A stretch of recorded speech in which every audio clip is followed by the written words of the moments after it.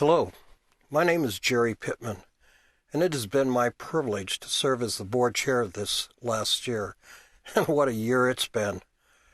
Greg Miller will tell you about all the high points of the year, so I will just leave it to him. However, I would be remiss if I didn't comment about the past 4 months as your cooperative has been dealing with the COVID-19 crisis. I am very proud of how everyone at Dakota Electric, from senior leadership staff, our employees, and my fellow board members, have been working to make our business continue to operate safely and efficiently during this COVID-19 crisis. Everyone's focus has been to provide our customers with reliable power in as safe a way as possible. The responsiveness to this current issue balances the needs of our members with the safety of our employees. Although COVID-19 has dominated the last few months, I want to mention some other events that happened this past year that we should be proud of. I want to thank my fellow board members for their hard work and dedicated service. We have accomplished a great deal, not the least of which was a thorough review and update of Dakota Electric's strategic and operating plan. This document is a primary responsibility of your board, and it provides direction for the organization as we navigate the future. Community involvement, along with giving of our time and resources, has always been a priority of Dakota Electric's board and staff. That is why it is so gratifying this year to be recognized on a national and local level for our work. Dakota Electric was selected by our national organization, NRECA, to receive the NRECA Cooperative Purpose Award, which is a lifetime achievement award for the community work we have done for so many years. We also received the Business Neighbor Award, Employer of Excellence, and Workforce Awards. Community involvement is simply part of our cooperative's DNA. Again, on behalf of our board of directors, I want to thank the 200 men and women that come to Dakota Electric to work every day. They do such an amazing job on behalf of our members. Thank you for all you do, and thank you for your hard work shifting gears during this COVID pandemic crisis. Dakota Electric didn't miss a beat. Finally, on February 29th, Dakota Electric's Board of Directors member, Janet Lexon, passed away. She served on the board for 24 years. She most recently represented Dakota Electric on the Minnesota Rural Electric Association board. Janet was active in a number of community organizations with a special focus on children, serving on the boards of Kids and Kinship and Keys for Kids. She is sadly missed and fondly remembered by her fellow directors and employees. Thank you. Good evening. As treasurer of your board of directors, I'll be presenting a few of the financial highlights from 2019. Our financial statements were audited by the accounting firm of Eide Bailly. They issued a clean audit opinion. The first slide shows our consolidated financial operating results for Dakota Electric and its subsidiary, Midwest Energy Services. At the top of the page, you can see that our sales decreased by $2.3 million compared to 2018. The decrease resulted from 3.2% lower kilowatt sales due to the cooler summer weather compared to the previous year. Operating expenses of $53.5 million were up 1.9% or $1 million from the last year. Expenses were primarily driven by increases in regulatory expenses and costs associated with technology enhancements.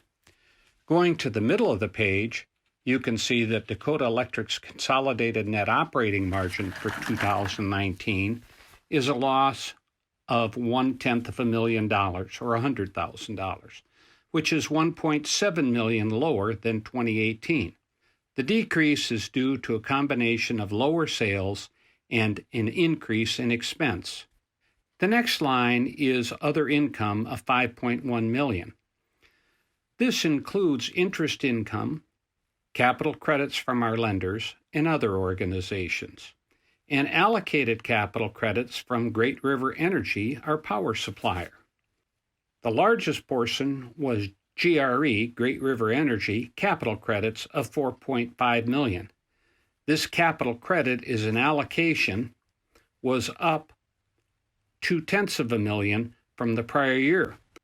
These capital credits are a non-cash allocation and will be received at some time or date in the future.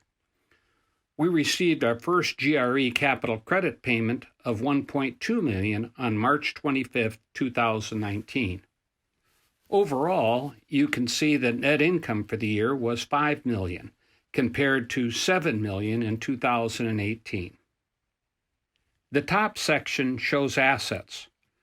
Our total assets were $339.7 million in 2019 compared to $335.8 million in 2018. This $3.9 million increase was due to increased investments in GRE and additions to utility plant, partially offset by lower amounts due from our members resulting from lower sales. The bottom section shows liabilities and equity. Our current liabilities remain flat to 2018, while long-term debt is $3.1 million higher than a year ago. Our equity increased to $174.2 million, a combination of net income for the year offset by nearly $4.1 million of capital credits retired. At the end of 2019, Dakota Electric served 109,089 active services, an increase of 1% over the prior year. Dakota Electric services our members with over 4,100 miles of line, and about 71% of that is underground. We invested about $7.8 million in utility plant additions in 2019 and collected nearly $2.5 million in contributions and aid of construction to help offset these costs. These investments were to upgrade our distribution system to maintain and improve reliability for all of our existing members and to connect 1,525 new members. This completes the Treasurer's Report. I want to thank you all for helping us in these difficult and troubled times. Thank you. Welcome to this year's version of our annual meeting. We certainly miss seeing our members at the meeting and hearing your comments, concerns, and even your compliments. If you do have a question or comment after listening to this presentation, do not hesitate to call or email me. Our strategic plan is based on our 5 priorities, which are safety, rates, reliability, service, and concern for the environment. Many of our employees work in very dangerous surroundings in all kinds of weather. We have spent years developing a world-class safety program and culture. Our motto is, everyone home healthy every day. 2019 was Dakota Electric's best year ever by far.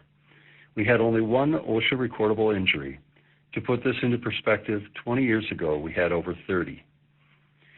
Through prudent budgeting and cost controls, Dakota Electric's residential rates remain below neighboring utility rates. However, Dakota Electric did file a rate case with the Minnesota Public Utilities Commission in 2019.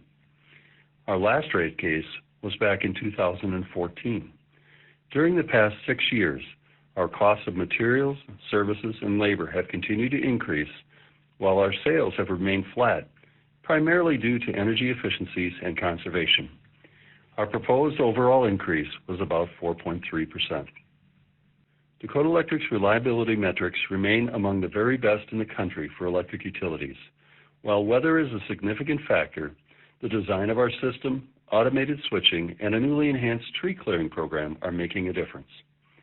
Members will see additional reliability improvements as Dakota Electric completes our Advanced Grid Infrastructure Project, otherwise known as smart meters. Dakota Electric deployed 5,000 of the new meters in a pilot project during 2019.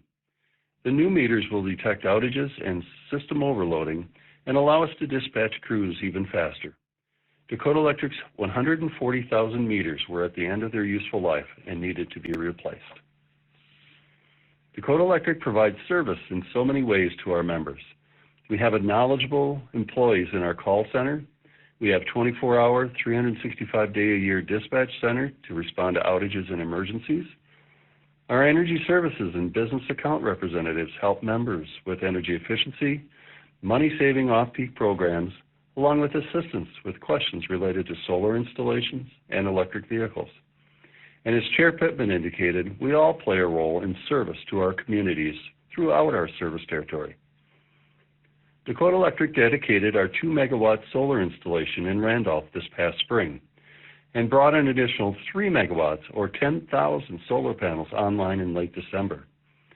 The 3-megawatt installation is located just south of Farmington and was featured in an article about renewables by the Wall Street Journal. Dakota Electric now has a total of 6 megawatts of solar installed.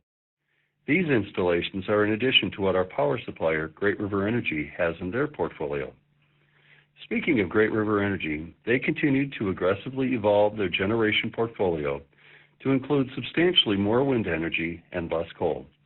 Dakota Electric's Clay Vandy Bogart and Margaret Schreiner represent Dakota Electric on Great River Energy's board of directors.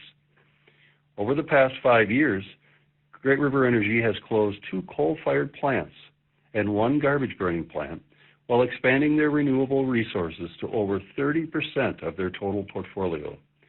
They are actively pursuing additional reductions in their reliance on coal plants and are negotiating substantial additions to their renewable portfolio at very attractive pricing.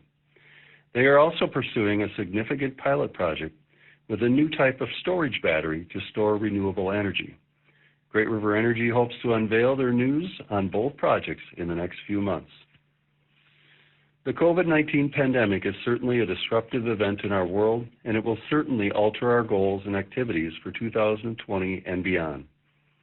I am proud of how well our senior staff and employees develop plans for continued operations while protecting the health of our employees and the public.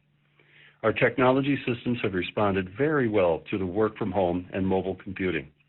Our business continuity and pandemic response plans have served us well, and we are showing compassion and flexibility for our residential and business members that are struggling as they adapt to the loss of jobs and revenue because of the pandemic. We have temporarily stopped disconnection for non-payment, and we have waived late fees on a go-forward basis. We will follow the direction of our government officials as we navigate these uncharted waters as we look forward to our return to normal. This concludes our abbreviated reports for this year. While this will be far from a normal year, please know that our board and staff will continue to strive for excellence in each of our strategic priorities. Thank you for the privilege of serving you.